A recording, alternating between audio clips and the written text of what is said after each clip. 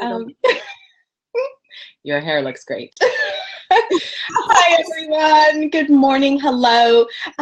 Welcome to another episode of Hang Out with Maria. And what a morning it has been. For those of you that don't know me, I'm Maria. I'm the host of hangoutwithmaria.com, and I'm also the founder of the Ladies Who Lunch Network. And I'm just going to go ahead and put in my earbuds so that there's no echo. Should I do the same, Maria? And so that I look really professional. Yeah, CJ, you could do the same.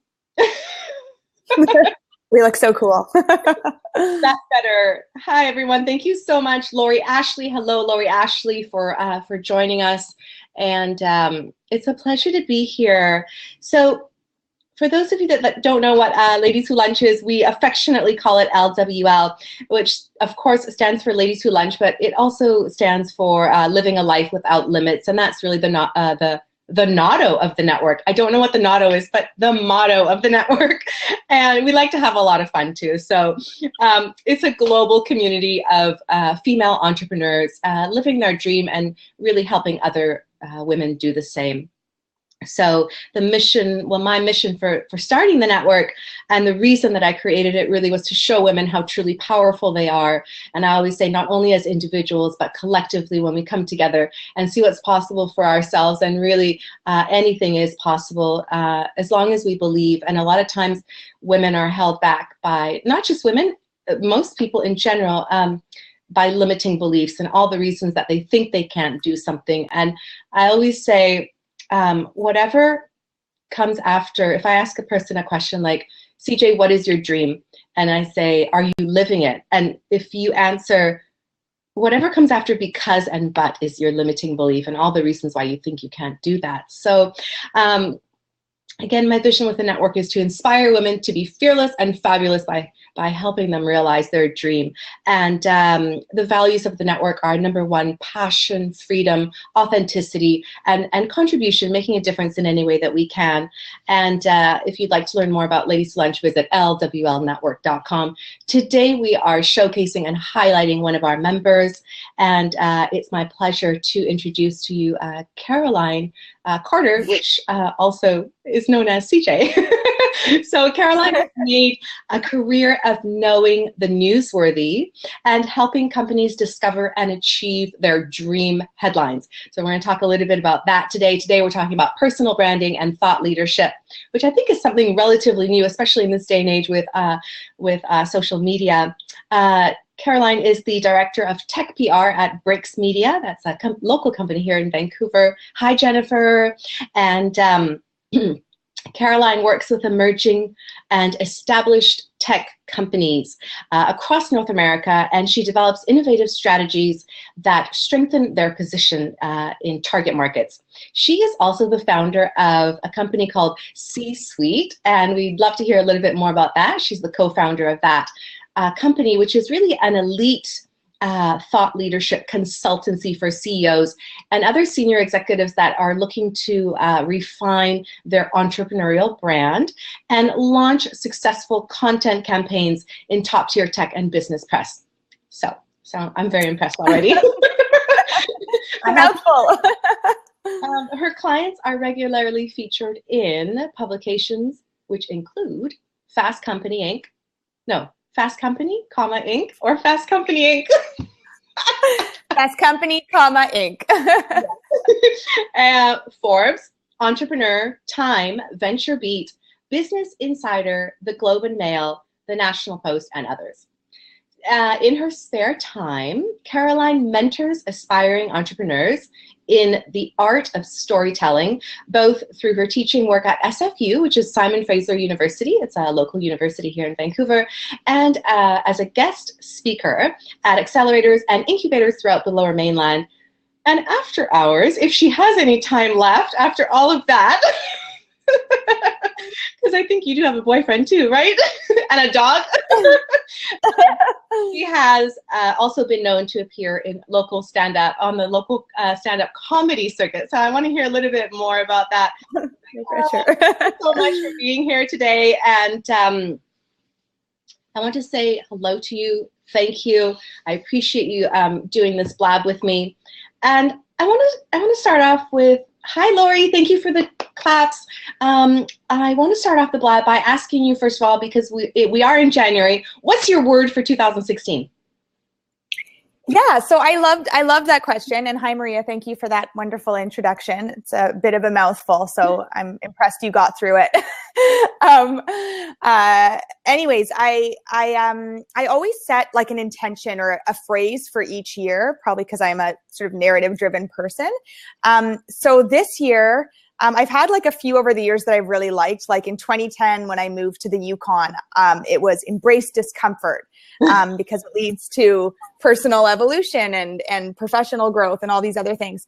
And then one year when I was like feeling kind of negative and cynical, I made mine bring the confetti. And that was sort of a metaphor for like bring enthusiasm to everything you do, to what other people are doing, and bring a sense of celebration. Last year was to strike and to be authentic, because that was really about figuring out what I wanted to do. And as you know, I launched my business last year, so that was the good word choice, I think. And this year my two words are nurture and scale. And so nurture for me. Nurture, and what was the second one? Scale. What was the second one? Scale. Scale, like scale. Okay. Like a scale.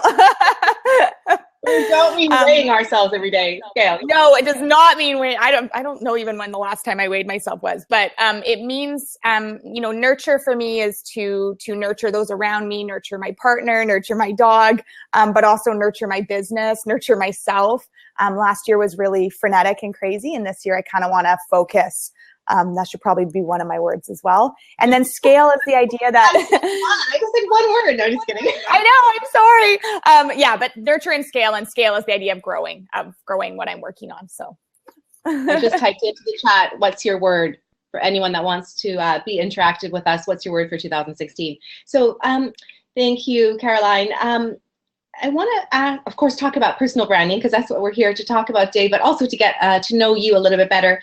I saw this quote and I thought it was so cool, and I think I posted it on my Instagram. So for those of you that want to check it out, you can follow me at Lunch with Maria.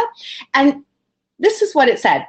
It said, your smile is your logo, your personality is your business card, and how you leave others feeling after having an interaction with you becomes your trademark. What do you think about that? I love that. I totally agree with that. I think, it's never been a more important time to think about your personal brand. And that's because we have so many ways to communicate that, and so many people that are actually actively looking at that, whether they're looking at you to hire you for a job, whether they're a potential stakeholder for your business, an investor, a partner, or whether you're just trying to build your reputation as a business owner. Who you are has become so conflated with what you're doing and what business you're aligned with. So I think that I love that quote, because I think that it's true. I mean, we all have a LinkedIn profile probably, or some sort of social media profile. And when we create those, we're making a conscious decision about how we're representing ourselves. And so I think I couldn't agree more with that. How you represent yourself, whether that's in person or online, is your personal brand. Mm-hmm. But today we are talking about personal branding, and particularly, I guess, branding online these days, obviously, because that's pretty huge. So what is personal branding, and how does it go hand in hand with thought leadership? Because those go together, right? Yeah. So personal branding, as I said, is just what I talked about. It's as companies, develop their own brands and decide what values they want to stand for, how they want to function internally in terms of their corporate culture, and how they want to present themselves externally in terms of advertising and branding and logos. We too, as individuals, many of us, and some of us consciously and others of us not consciously, are doing the same exercise. We're thinking about, Maria, you're thinking about, what do I want to stand for? Maybe it's community and connection and empowerment. Mm-hmm. And so that is really, personal brand. It's what you stand for, your values, and then how you convey those and where you convey those to those around you. Mm-hmm. And thought leadership, as you mentioned, is just sort of an extension of that, in that thought leadership is an avenue you can pursue to express that. So if you want to see change in an industry, or you want to comment on something that's happening in an area you're passionate about, or you want to share your personal story to help others, that's thought leadership in a nutshell. Absolutely. How important is it to share your story when it comes to building your company or your brand? How important is your story in brand? Me individually or just in general? I think in general. I think it's very important. I mean, as I said before, I think, not only do we have a choice to show how much we are representing ourselves as individuals and executives and business owners online, but people are actually actively looking for that. And that's why you see, you've seen this kind of celebrification of CEOs of certain companies. And now when we think of Tesla. Give us an example. So, we think of Tesla, we think of Elon Musk, and really Elon Musk's brand is as prolific as, if not more so actually, than the Tesla brand. Mark Zuckerberg, his personal brand is almost as prolific as Facebook or more. They mix and they're interchanged, but they also are individual. A great example is Sheryl Sandberg, right? I mean, she works for Facebook, but when we think of Sheryl Sandberg as a woman, we think of her as, a representative of diversity and inclusion because of Lean In. Yeah, we think of Lean In. Yeah. Haven't read it? I haven't read it yet. Yeah. I have read it. But, and I think that's really what this is about. It's about showcasing, if you use your personal brand, you can really lend credibility and a sense of, human story to your business. And you can provide extra values that people can kind of align themselves with. So when used correctly through thought leadership or other channels, it's a way to kind of tell people, hey, we're humans running this company and here's what we stand for.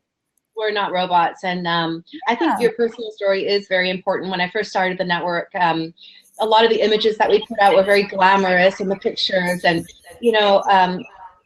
a lot of people thought, I'm not sure if I can identify with these women, right?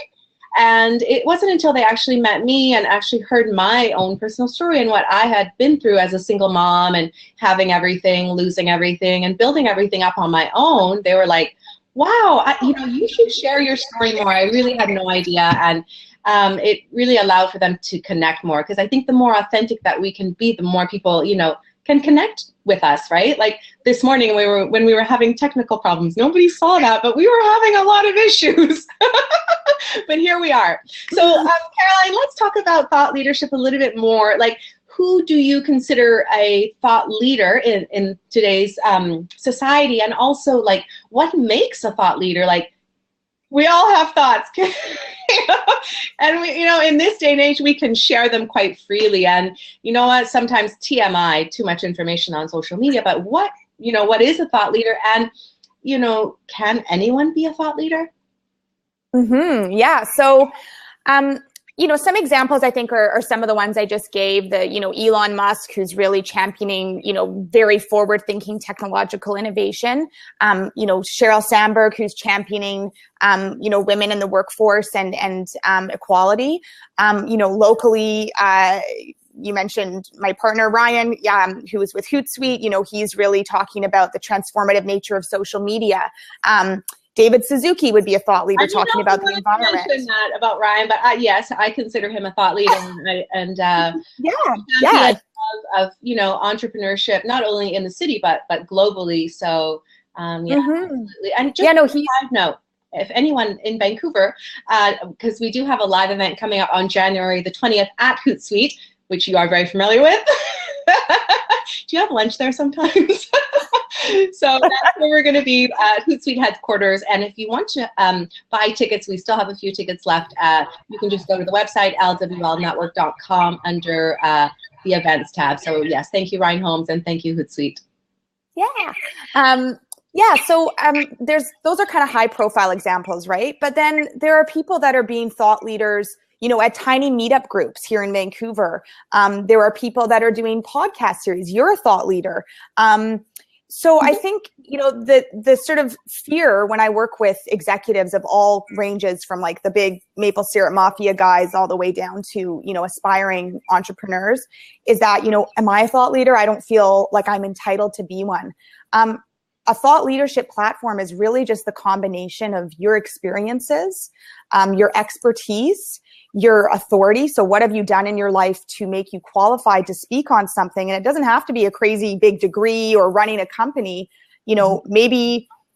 Maybe you opened your first lemonade stand at 9 years old, and you write an article about what I learned from my first lemonade stand, and you are in a position of authority to talk about that, right? So, and then your passions, what you're passionate about, where you want to kind of add value or comment, and then, what your objectives are. And the intersection of those kind of four things, passions, authority, personal narrative, and practical objectives is your thought leadership platform. Passion. I gotta write those down in the comments. We'll do a recap after this. We'll do a recap. I love it. I want to just go not off topic a little bit, but let's talk about values. And it's so important to convey your values, obviously, not only as a personal brand, but as a company. And I think a lot of people are not sure, or they don't know what their values are. And starting the LWL network, I was really clear about what the network stood for. And like I said, freedom is very important to me. Passion, being authentically passionate about what it is that you're doing, independence and self-reliance. I want to teach women that not to rely on anyone else, obviously, for their happiness, but also financial well-being, and to be a gold digger, not a gold digger. Oops. I have to say, I'm sorry, ladies. And that stems from limiting beliefs sometimes. Sometimes we attach ourselves to very influential and powerful maybe partners because we feel that we can't attain that same level of success. And I have often, in the past, I have been guilty of this. So I want women to know that you do have the power to attain the same level of success, and don't be held back by your limiting beliefs. And again, contribution is very important to the network. But going back to values, when you know what your values are and they're very clear, it's easy to express them and to have people identify with them, right? So what are your values, CJ? What's important to you? Yeah, to me, like I said, I think each year I have different words that sort of dictate my year. I would say my core values are actually, one of them is adding value. So everything I want to do, I want to contribute to. I think it's very easy, and there have been times in my life where I've been in my life. I haven't had more than one life, I don't think, where taken, and I think something that I've really learned is I always want to add value. I think integrity, always a struggle because sometimes we descend into thinking negatively about ourselves, about others, and that usually comes from fear. So I think integrity is a huge one for me. And then I think, honestly, the thing that has gotten me through everything in my life is having a sense of humor. I have been in some hilarious situations that I think a lot of people would have just, my life is basically a series of embarrassing moments. And so I think the ability to laugh at that and to have a sense of humor, to know when to take things seriously and to know when it's okay to have a laugh, even in my most depressive, sad times, breaking up with a boyfriend or losing a job, I've always had the ability to stop and laugh about something. And I think that I don't know if that's a value as much as a coping mechanism, but it's very important to me. Mm-hmm. Laughter is the best medicine. I'd love to come and check out one of your comedy shows. Where do you do that? Here in Vancouver? Yeah, I haven't done a show in a while because last year I was launching a business. So that sort of got pushed to the wayside. This year I'm going to make it a priority, but I've performed previously at Yuck Yucks, at Cottage Bistro, at a little comedy night over on Boundary Road at a little cafe there. So I'll let you know. I'll let the ladies know. Sure to have the ladies lunch come and join you, because that sounds like a lot of fun. So let's talk about. I want to give some advice here. I think, what would you say to a younger woman that is potentially starting out as an entrepreneur or in a 9-to-5 job, and she wants to eventually, do what she's really passionate about? What piece of advice would you give to someone in the starting phases of building a business? I was thinking about this question. Don't do it. Yeah. Some days, you know, that's true. Some days I would say don't do it. But I think overall I would say do it. Absolutely do it. I would say things are going to be okay no matter what. You're going to learn. I work with one executive who's an amazing guy, and he always talks about how being an entrepreneur, you know, people always talk about taking risks. He's like, but when you really think about it, you know, yes, you have to worry about finances and, you know, there are external factors, but ultimately he's like, there's actually so much less risk than people think, because no matter what, you're going to gain something. And I think about that with my own business in terms of, you know, learning and experience. And, you know, there's days where I'm like, oh my God, what am I doing? Like, I don't know what I'm doing. And then I'm like, you know what, even if this whole thing implodes tomorrow, I'm going to have learned so much. And no one's ever going to be able to take that away from me. Exactly. So I would say go for it, do it. But definitely, you know, before you do it, talk to as many people as you can. And that's why, you know, your network is amazing, Maria. There's other resources out there for people. I had lunch and coffees with like, honestly, upwards of 50 people before I really figured out what I wanted to do and how to do it. And everyone I talk to and every event I go to, I pick up little kernels of things that people are doing that I like. And then I'm able to kind of combine that into my own bouquet of entrepreneurship. So I would say, yeah, network, and you're doing a great job at helping that happen. So thank you so much.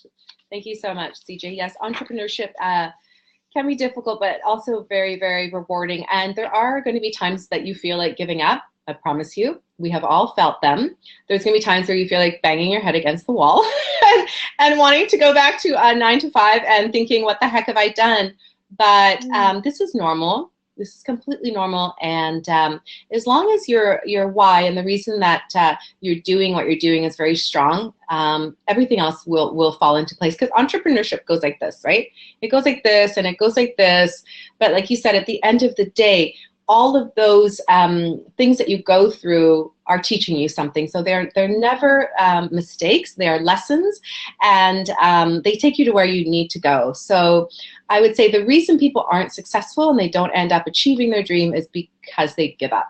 That's really it. And successful people keep going in the face of obstacles. And yes, there will be obstacles. I'm not going to sit here and tell you that, you know, this three-year journey of building the Ladies Who Lunch Network has been easy. It's been amazing, and every day I wake up and that's all I want to do is focus on the network and how we can inspire more women and bring value to the network. But there have been days where I've felt like, am I really making a difference? Is this like, you know, and then I'll get a comment or I'll get an email from someone saying, oh my God, Maria, you inspired me to do this. And then I did this and I just start crying and I say, okay, it is all worth it, you know? So don't give up, ladies, or what I like to say is keep going.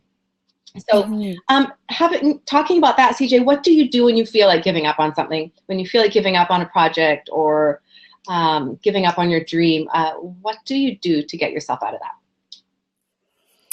I would say that I saw how do I answer this? I don't believe that if you really have a dream and you really want something that you will give up on it. You may take a pause from it, and I think that's happened to me in my life where I've been like, okay, you know, I'm going to pause on this. It's not flowing. The flow is not there. But if I really want it, I'm going to find a way back to it in some iteration or another, right? And so I think when you feel like giving up, it's actually a really great opportunity to test your want and test your why. And so use that feeling as an opportunity to learn from and know yourself better. You know, I think that there's been many times in my life where that's happened, where I'm like, I want to be, you know, a famous actress. Okay, well, that ship has sailed, and I no longer want to be that. But I found I'm never going to be Cameron Diaz. But I found,